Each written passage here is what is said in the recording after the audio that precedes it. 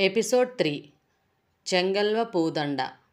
క్రితం ఎపిసోడ్లో కృష్ణ పడుకుని ఉండగా అతని మీద ఎవరో బలంగా చెయ్యి వేయడంతో కోపంలో అతని చేతులు వెనక్కి విరిచి గట్టిగా తంతాడు.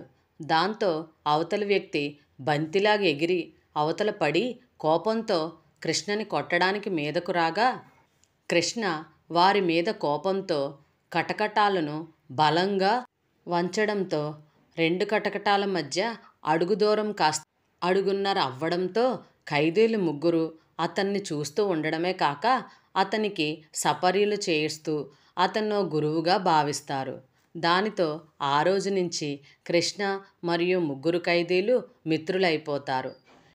మొత్తం ఖైదీలు అందరితో పాటు కలిసి ప్రతిరోజు రాళ్ళు కొట్టడం, పెద్ద పెద్ద కంకరని చిన్న చిన్న కంకరుగా తయారు చేసి వాటిని గుట్టలుగా పోయడం, మధ్యాహ్నం కాస్త తిన్నామనిపించి కొంచెం సేద తీరిన తరువాత మళ్ళీ రాళ్ళు కొట్టడం, ఇదే దినచర్యగా రోజులు గడిచిపోతూ ఉంటాయి. మధ్య మధ్యలో కృష్ణకి పార్వతితో గడిపిన క్షణాలు, తన పల్లె, అడవి, సెలయేరు అన్నీ గుర్తుకురాదా రెండు కాళ్ల మధ్య తలను పెట్టుకుని రోదిస్తూ ఉంటూ ఉంటాడు. మళ్ళీ తెల్లవారగానే మామూలే, ప్రతిరోజు దినచర్యలాగే ఆ రోజు కూడా వెళ్ళిపోతూ ఉంటాడు. ఇలా జీవితం 2 సంవత్సరాలు గడిచిపోతుంది. తన కన్నతల్లి కన్నా ప్రేమగా పెంచిన అవ్వ జ్ఞాపకం వచ్చేది. కళ్ళలో నీరు తిరిగేది. మోకాళ్ల మధ్య తల ఉంచుకుని మౌనంగా రోదించేవాణ్ణి. మళ్ళీ పొద్దున లేస్తే మామూలే. 2 సంవత్సరాలు గడిచాయి. పెద్ద మార్పు ఏమీ లేదు. జైల్లో ఉండదు కూడా. నాతో పాటు ఉన్న ముగ్గురిలో ఒకణ్ణి వదిలేశారు. రెండోవాడు అందరికన్నా ఎత్తుగా దృఢంగా ఉండేవాడు చచ్చిపోయాడు.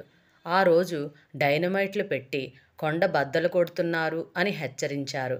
ఖైదీలకుండే సాధారణ నిర్లక్ష్యంతో కొద్దిగా అజాగ్రత్తగా ప్రవర్తించాడు అతడు. ఫలితం మాత్రం చాలా ఘోరంగా అనుభవించాల్సి వచ్చింది. ఒక రాయి ముక్క దవడ ఎముకని విరగ్గొట్టి వెళ్ళిపోయింది. ఇంకొకటి నుదుర్ని నిలువునా చీల్చేసింది. భుజం విరిగి కండ బయటకొచ్చింది. ఎడమకాలు మాంసపు ముద్దలా తయారైంది. దాదాపు 2 గంటలు నరకయాతన అనుభవించి ఈ ప్రపంచపు జైలు నుంచి అతను శాశ్వతంగా సెలవు పుచ్చుకున్నాడు. అతడి మరణం నాలో చాలా మార్పు తీసుకొచ్చింది. అంతవరకు నవ్వుతూ మాట్లాడినవాడు చిన్న సంఘటనతో మా మధ్య లేకపోవడం భరించలేనంత ఆత్మవిమర్శనకు నన్ను గురిచేసింది. జీవితానికి అస్తిత్వం లేదనే మిథ్యావాదంలో పడిపోయాను. కర్మ అంటే నమ్మకం కుదరసాగింది. ఈ జీవితం ఇలాగే సాగి ఉంటే నేను జైలు నుంచి విడుదల అయ్యేసరికి వేదాంతిని అయి ఉండేవాణ్ణేమో. నాకు పార్వతికి చేసిన అన్యాయానికి లక్ష్మీనారాయణ్ణి క్షమించి ఉండేవాణ్ణేమో. నా పట్టుదల, శపథం అన్నీ మర్చిపోయి ఒక విధమైన అనాసక్తిలో కూడుకున్న నిరాశావాదాన్ని నాలో కలిగించి ఉండేది జైలు. కానీ అలా జరగలేదు. నాలో పట్టుదల రేపి నాకు అన్యాయం చేసిన వాళ్ల మీద కసి తీర్చుకోవాలన్న దుగ్ధని మళ్ళీ కలిగించి జీవితం మీద ఆశని రేపిన వ్యక్తి ఒక అతను నా జీవితంలోకి ప్రవేశించాడు. అతని పేరు ఠాగూర్ బల్దేవ్ సింగ్. కష్టమే. అతడు చుట్టూ పరికించి చూస్తూ పైన ఉన్న కిటికీని పరీక్షించాడు. క్రింది గచ్చును పరీక్షించాడు. తనలో తనే గొణుక్కుంటున్నట్టు లాభం లేదు అన్నాడు నా వైపు చూసి చిన్నగా నవ్వి. తప్పించుకోవడం అంత సులభమయ్యేటట్టు లేదు అన్నాడతను. నేను మాట్లాడలేదు. అతని వైపు చూస్తూ ఉండిపోయాను. కొంచెం పొట్టిగా ఉన్నాడు. నడి వయసు 60-70 మధ్య ఉండొచ్చు. జుట్టు బాగా తెల్లబడి పీచులా ఉంది. మొహం అంతా ముడతలు పడిపోయింది. కళ్ళు మాత్రం తీక్షణంగా ఉన్నాయి. బయట నుంచే ప్రయత్నించాలి అంటున్నాడు. నవ్వొచ్చింది. నమస్కారం తాతగారు అన్నాను నవ్వుతూ.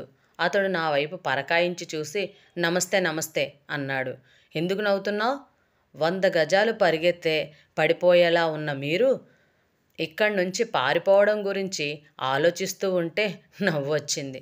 అంతేనంటావా? అంతే తాతగారు. మంచి మాట చెప్పావబ్బాయి. ఏది నీ చెయ్యి అని తన చేతిని ముందుకు చాచాడు. నేను చేతిని అందించాను.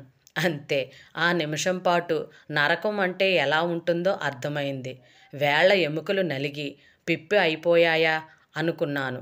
గుండెల్లోంచి వచ్చిన కేకని చాలా బలవంతం మీద ఆపుకున్నాను. కళ్ళలో నీళ్లు గిర్రును తిరిగాయి. అతడు చేతిని వదిలేసిన పావుగంట వరకు మామూలు మనిషిని కాలేకపోయాను. కాబట్టి ఎదురుగా కనిపించేదంతా నిజమని నమ్మకు అన్నాడు అతడు. అదే అతడు నాకు నేర్పిన మొదటి పాఠం. ఆ తరువాత నా జీవితాన్ని మార్చేసిన పాఠాలన్నీ అతడి దగ్గరే నేర్చుకున్నాను. ఇంతకీ నీ పేరు చెప్పేవుగావు? కృష్ణ. నా పేరు సింగ్, ఠాగూర్ బల్దేవ్ సింగ్. నా గొంతు తడారిపోయింది. అంటే అంటే గుటకలు మింగాను. అంటే ఏమిటి? అతడు నా వైపు చూసి నవ్వాడు. నేనే ఆ బల్దేవ్ని, ఠాగూర్ బల్దేవ్ సింగ్ని. నేను వేరే విధంగా ఊహించాను. ఎర్రటి తలపాగా, 30 సంవత్సరాల వయసు, దృఢమైన శరీరం, రాజటీవీ. నా ఊహల్ని ఈ వాస్తవానికి అన్వయించుకోలేకపోతున్నాను. నల్లమల అడవుల్లో మనిషి ప్రయాణం చేయడానికి గజగజ వణికే పరిస్థితుల్ని, అలజడిని సృష్టించింది నా ముందు నిలబడ్డ 60 ఏళ్ల వృద్ధుడు అంటే నమ్మలేకపోతున్నాను. ఎన్నేళ్ళు? చెప్పాను. వచ్చి ఎంతకాలం అయింది? 2 సంవత్సరాలు. అతడి కంఠంలోంచి ఒక ఆశ్చర్యకరమైన కేక సన్నగా వెలువడింది. 2 సంవత్సరాలా? అన్నాడు విస్మయంతో. నాకు అర్థం కాలేదు. అవును. ఏ? 2 సంవత్సరాల పాటు స్వేచ్ఛను పోగొట్టుకుని ఈ చీకటి గదిలో ఉండిపోయావా? ఇంకో 10 సంవత్సరాలు ఉండిపోదామనుకున్నావా? మాట్లాడలేదు నేను. నా వాదాన్ని వినిపించేటంత చనువు లేదు మా ఇద్దరి మధ్య. మాట మార్చేశాను. మీకెన్ని సంవత్సరాల శిక్ష? 6 నెలలు. ఆశ్చర్యంతో 6 నెలలా అన్నాను. అవును. అంతకన్నా ఎక్కువ కాలం పడుతుందని అనుకోకు అన్నాడు. నిజమే, అంతకన్నా ఎక్కువ కాలం పట్టలేదు. ఈ 6 నెలలలో మా ఇద్దరి మధ్య బాగా సన్నిహితత్వం పెరిగింది. నన్ను అబ్బాయ్ అని, అబ్బి అని పిలిచేవాడు. నేను తాత అంటే కోపం వచ్చేది. అయినా నాకెందుకో అలాగే పిలవాలనిపించేది. మొదట్లో అభ్యంతరం పెట్టినా తరువాత మా మధ్య ఆ బాంధవ్యమే నిలిచిపోయింది. అతడితో కరచలనం చేసిన తర్వాత దాదాపు వారం రోజుల వరకు కుడిచేయి నా స్వాధీనంలోకి రాలేదు. ఆ వయసులో అంతటి బలాన్ని అతడు ఎలా నిలుపుకోగలిగాడా అన్నది నాకు అర్థం కాలేదు మొదట్లో. కానీ తరువాత తెలిసింది. తెల్లవారుజామున 4ంటికి లేచి ఆసనాలు వేసేవాడు. తరువాత కొంచెంసేపు కసరత్తు చేసేవాడు. పరికరాలు కూడా పెద్దగా లేవు. జైలు ఊచలే బార్లా పట్టుకొని శ్రమించేవాడు. నువ్వు ఎన్నింటికి పడుకుంటావు? అడిగాడు మొదటి రోజు రాత్రి. 9-10 మధ్య. లేవడం 5-6. ఏమిటి? అన్నాడు ఆశ్చర్యంగా. 8 గంటలు. 8 గంటలు నిద్రలో గడుపుతూ ఉన్నావా రోజు? అని ఆగి తనలో తానే 8 గంటలు నిరర్థకంగా అని గొణుక్కున్నాడు. మరేం చేయాలి? అర్థం కానట్టు అడిగాను. ఏం చేయాలో వివరించాడు. కాలానికి ఉన్న విలువేమిటో తెలియజెప్పాడు. తను చేసి చూపించాడు. నేను చేసే వరకు ఊరుకోలేదు. మొదట్లో కొంచెం శ్రమ అనిపించింది. కానీ రాను రాను కొత్త చురుకు బయలుదేరింది నాలో. ఏదో తెలియని హుషారు ప్రవేశించింది. తెల్లవారుజామునే 4ంటికి తల కిందకు పెట్టి శీర్షాసనం వేసి కొయ్యల్లా నిలబడే మా ఇద్దరినీ గది ముందు పహారా తిరిగే సెంట్రీ ఆశ్చర్యంతో చూసేవాడు. తాత నా గదిలోకి వచ్చిన 2వ రోజు అనుకుంటా. ఒకరోజు రాత్రి 12ంటికి మెలకువ వచ్చింది అకస్మాత్తుగా. కారణం అతడే. తల కింద చేతులు పెట్టుకుని ఎక్కాలు చదువుతున్నాడు. 72 4లు 288, 72 5లు 360, 72 6లు. అతడికి నిశ్చయంగా పిచ్చెక్కి ఉంటుందని భావించాను. అదే అడిగాను కూడా. నవ్వాడు. ఏం చేయనురా అబ్బి, మెదడు పదును పెట్టే పుస్తకాలు ఏవీ లేవు. ఏవన్నా గొప్ప వ్యూహం రచిద్దామన్నా ఈ గోడలు దాన్ని సాగనివ్వడం లేదు. మరేం చెయ్యను? అందుకని నా దగ్గరకొచ్చి కూర్చున్నాడు. ఈ మెదడు ఓ యంత్రం లాంటిది.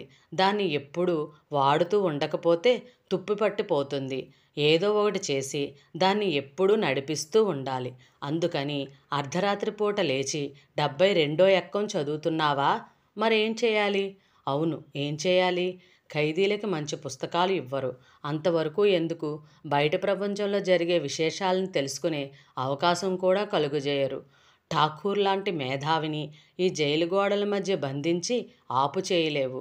ఎప్పుడో అతడు ఈ సంకెళ్లను తెంచుకుని వెళ్ళిపోతాడు. ఆ సంభాషణ మా మధ్య ఒకసారి జరిగింది. నాతో వచ్చేయ్ అన్నాడు. ఎప్పుడు? 12 ఏళ్ళు పోయాక. నువ్వు ఊ అను, వచ్చే నెలలో వెళ్ళిపోదాం. నవ్వి, ఇదేమన్నా పెళ్లి విడిదనుకున్నావా, ఎప్పుడు పడితే అప్పుడు వెళ్ళిపోవడానికి అన్నాను నేను.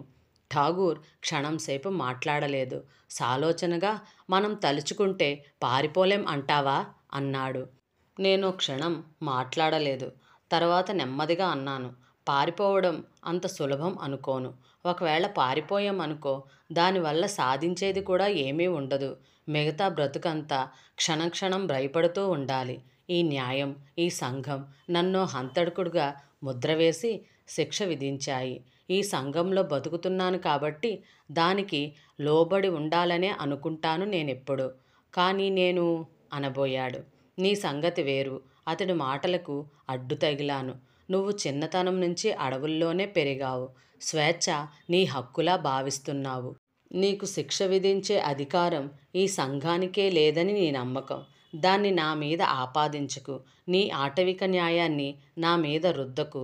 నేను అడవుల్లోనే పుట్టి పెరిగానని, ఆటవిక న్యాయాన్ని నాకు అన్వయించుకున్నానని ఎందుకు అనుకుంటున్నావు? తాపీగా అడిగాడు. ఏ, నా ఉద్దేశం తప్ప? ఏం చదువుకున్నావు నువ్వు? క్షణం ఆగి నెమ్మదిగా అన్నాడు. ఆక్స్ఫర్డ్ నుంచి ఎంఏ పాస్ అయ్యాను.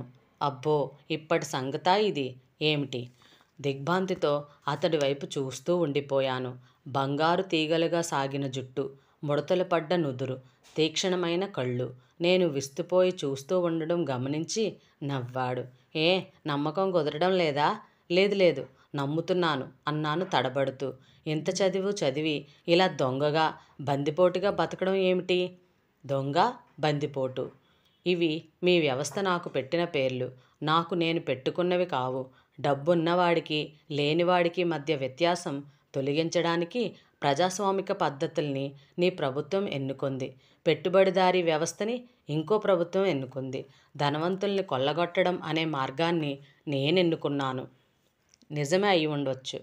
బలహీన వర్గాల్లో, కొండజాతి ప్రజల్లో నా ముందు కూర్చుని ఉన్న ఈ వృద్ధుడు ఎంత ప్రాపకం సంపాదించాడో నాకు తెలుసు. తను సంపాదించిన ఆస్తుల మీద తనకు హక్కు ఉండాలని ప్రతివాడు ఆశిస్తాడు. ప్రకృతి మనిషికిచ్చిన జన్మ హక్కు అది. సంపాదించడం అనే మాటకు చాలా అర్థాలున్నాయి.